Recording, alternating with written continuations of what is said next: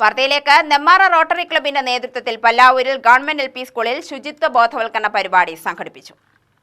Rotary ജില്ലാ പരിശീലകൻ AM Ramakrishnan class എടുത്തു. ഉപയോഗം കുറയ്ക്കുക, എങ്ങനെ പ്ലാസ്റ്റിക്കിനെ കൊണ്ട് ഉപയോഗം കുറയ്ക്കാനേ പറ്റിയിട്ടില്ല വിവരണം കൊടുക്കാൻ വേണ്ടിയിട്ടാണ് ഞങ്ങൾ എല്ലാവരും വന്നിരിക്കുന്നത്. ഇതിന്റെ എല്ലാം തീർത്തിട്ടുള്ള വിവരണം നമ്മുടെ ഡിസ്ട്രിക്ട് ട്രെയിനറായ ഞങ്ങളുടെ റോട്ടറി സീനിയർ റോട്ടറിയൻ രാമകൃഷ്ണൻ തരുന്നതാണ്. അതിന് മുമ്പ് 1-2 വാക്കുകൾ മാത്രമേ ഇനി പറയുന്നുള്ളൂ.